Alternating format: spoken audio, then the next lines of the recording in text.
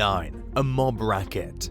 Many people think that the days when mafia members ran the streets of New York were over, but the US Department of Justice announced the arrest of 9 suspects accused of participating in a mob-led organized crime racket centralized in New York City and Long Island.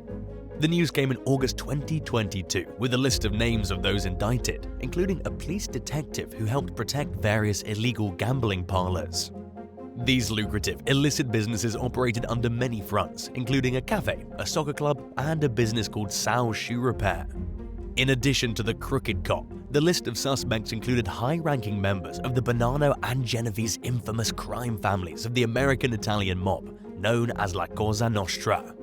They now face multiple charges under the Federal Racketeer Influenced and Corrupt Organizations, or RICO Act, including racketeering, illegal gambling, money laundering conspiracy, obstruction of justice, and more. The name La Cosa Nostra translates to Our Thing and encompasses 5 families who operate in major US cities, especially in the northeastern region of the country. While the mob undeniably still exists, it was believed to have been severely weakened during the 80s and 90s through a series of prosecutions under the RICO Act, which saw over 1,000 members convicted, including dozens of high-ranking mob bosses. The organization was essentially reduced to the level of a street gang, and major arrests became few and far between. And while cases like this may not be common, they beg the question of whether the mafia is experiencing a resurgence of power in our modern times. 8. Philip Smith. Back in 2019, 34-year-old Cheryl Lloyd was walking home one day from a park in Merseyside, England, with her young daughter when she was brutally attacked by her former partner, 33-year-old Philip Smith. It all started when Smith shouted something in the street and then suddenly launched into the forceful assault without warning, leaving Lloyd with a fractured nose and several other injuries. While in the hospital, she said she felt like her lip was hanging off her face. Cheryl told the Daily Mail that she thought she was going to die when Philip went after her, which left her emotionally traumatized. Smith pleaded guilty to causing bodily harm and received a 2.5-year prison sentence for his actions, along with a 5-year restraining order forbidding him from any type of contact with the victim. After the sentencing, Cheryl told the press that she was just glad the ordeal was over and that she never had to speak about it again. She made it clear that she was looking forward to putting the entire incident behind her and enjoying a peaceful life with her lovely daughter. 7. Mirella Ponce. In 2017, a 20-year-old woman from Fresno named Mirella Ponce became America's latest famous felon when her sultry mugshot showed up in news headlines across the country. The heavily tattooed young woman was arrested after a traffic stop where police found her riding in a vehicle with her baby and 2 members of the Tiny Rascal gang. Officers also found 2 stolen guns in the car. They charged Ponce with 2 weapons-related crimes and several other felony counts, then booked her into the Fresno County Jail. She took a sentencing deal and pled guilty to 1 felony in exchange for getting 3 other charges dropped. When Ponce was released, she was met with an unexpected barrage of cameras and questioning reporters who were eager to update the world on the internet's latest beautiful bad girl. Ponce told local news station KFSN that her short jail stint opened her eyes to the reality she faced if she kept going down the path of her criminal lifestyle. She said that the 9 days she spent there felt like years and years, and described the experience as a living hell. The young woman then vowed to focus on becoming a better mother to her young daughter, and said she never planned to commit a crime, but had simply made the mistake of carrying her child and gun at the same time. She also said she felt embarrassed to have her mugshot blasted everywhere, especially as a mother of 2 small children. 6. JAHEIM David. As violent crime in New York City hit some of its highest peaks in August 2022, a 36-year-old shopper was approached by 2 men from behind and sucker-punched at the Kings Plaza Mall in Brooklyn for no reason.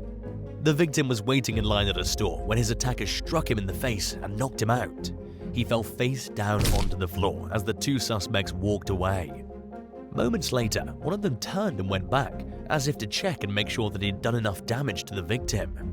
Surveillance footage revealed this disturbing reality in the violence-ridden Big Apple, with bystanders walking right past while the man laid motionless and hurt on the floor. Even a mall security guard failed to do anything. Thankfully, someone eventually called for help, and the victim was taken to the hospital, where he was treated for several serious injuries. An NYPD spokesperson said that no words were exchanged before the unprovoked attack, and the victim did not know his attackers. 21-year-old JAHEIM David turned himself in after news of the assault went public and was charged with assault. At the very least, he did the right thing by owning up to the allegations put up against him. 5. Bui Van Phu. In a shocking attack captured on video, a 55-year-old ex-con named Bui Van Phu punched an innocent stranger outside a Bronx restaurant a few months ago in August 2022, causing the victim to fall and hit his head, rendering him comatose. When the victim, 52-year-old Jesus Cortez, failed to come home, his brother reported him missing. Police tracked Cortez down to a local hospital, where he was getting treated for a traumatic brain injury and several broken facial bones. In the meantime, officers interviewed the owner of the restaurant where the assault happened. At first, the owner said there was a fight outside, but he soon changed his story and claimed someone had just fallen and gotten hurt. Detectives tracked down surveillance video of the attack from a nearby flower shop and then released the footage in hopes that the public would recognize the attacker and come forward. After realizing he was wanted by law enforcement, Phu, a convicted sex offender who's on lifetime parole, called his parole officer and confessed. He was charged with second-degree assault and was initially released without bail. The decision to free him sparked widespread outrage among community members, many of whom were fed up with New York's easy-on-crime policies. State Governor Kathy Hochul responded to these cries for justice and personally intervened. Phu was taken into custody again on upgraded felony charges and is currently being kept behind bars on a $100,000 bail.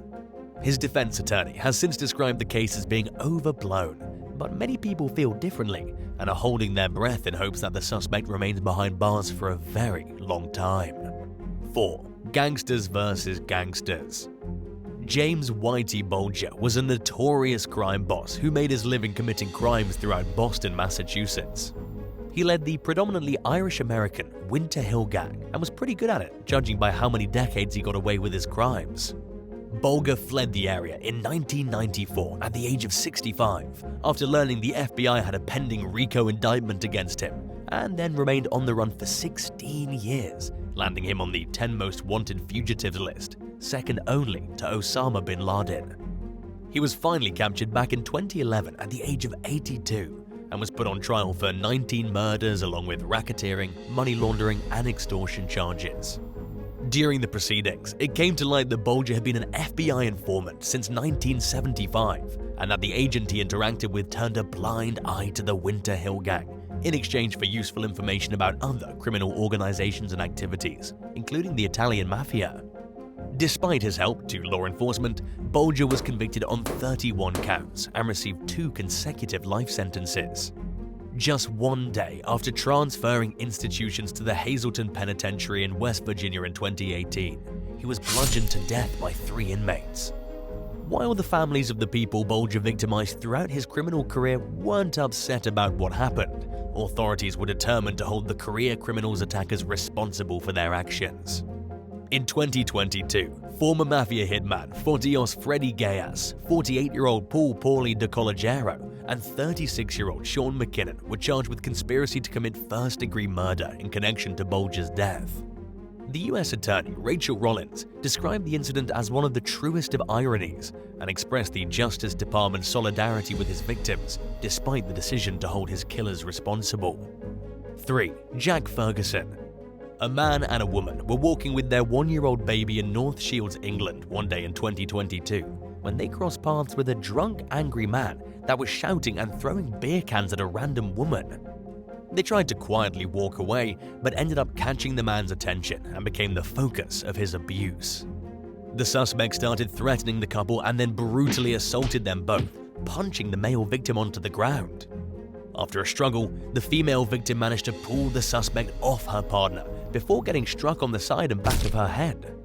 Both victims walked away from the attack with a handful of injuries, including cuts, bruising, and swelling. Luckily, they managed to get their baby stroller out of the attacker's path, and the infant was unharmed. Police later arrested 27-year-old Jack Ferguson in connection with the incident. He pleaded guilty in 2 counts of assault by beating and was thrown in jail to wait for 8 weeks. In a statement, the woman said the encounter traumatized her and that she struggled to understand how a complete stranger could wage such a violent attack on a random person. She described Ferguson as a danger to the public and said that she's worried he'll attack another innocent bystander. Her fears are justified, not only by what she experienced firsthand, but by the fact that Ferguson had 22 previous offenses before the attack and was also awaiting sentencing for another assault. Ferguson's lawyer argued that his client struggled with alcohol abuse and was heavily intoxicated when the crime took place. He also said Ferguson was genuinely remorseful for what he did. But this came as little comfort to his victims, considering he's a repeat offender who seems prone to lashing out whenever he inevitably falls off the wagon. 2. Johnny Morrissey. A lot of Americans have never even heard of the Kinahan Cartel, a powerful Irish organized crime group that smuggles drugs and guns into Ireland, the United Kingdom, and Europe. Yet several of its high-ranking members have caught the attention of US authorities, including one man named Johnny Morrissey, who the US Treasury named as one of the group's top 7 members earlier this year. He was also eyed by intelligence agencies in several European countries before he was taken down a few months later. The gangster was apprehended at his home in Spain as part of a coordinated bust effort by Spanish, Irish, and American authorities. Footage shows cops restraining and handcuffing Morrissey as members of Spain's Guardia Civil search his home. In the video, one officer can be seen taking down a painting of a naked woman from the wall, while others rifle through papers and belongings as Morrissey sits in a chair shirtless and helpless.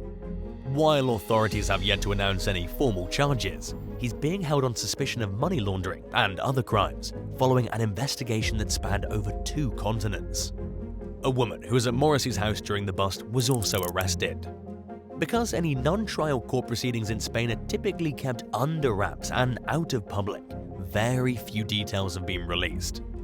But it's likely safe to assume that this big-time baller will soon be trading his luxury mansion for the cold confines of a prison cell. 1. Anthony Zottola.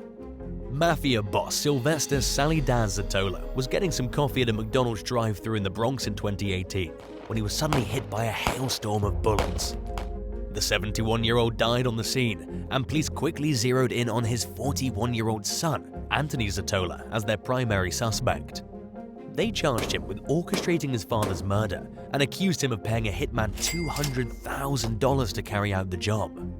Several other suspects were also arrested for their alleged roles in the hit, including one Bloods member, Bashawn Shelton, and 2 others named Alfred Lopez and Hyman Ross. Prosecutors claim that Anthony joked with his friends minutes after his dad was taken out. They argued he wanted to take over his father's $45 million real estate empire, which included about 90 lucrative properties. Anthony was also accused of trying to have his brother killed too as part of his greedy scheme to take the family fortune for himself. Another defendant in the case, 32-year-old career criminal Rob Cabey, testified that he made 6 failed attempts at killing Sylvester Zottola and his son, Anthony's brother, Salvatore.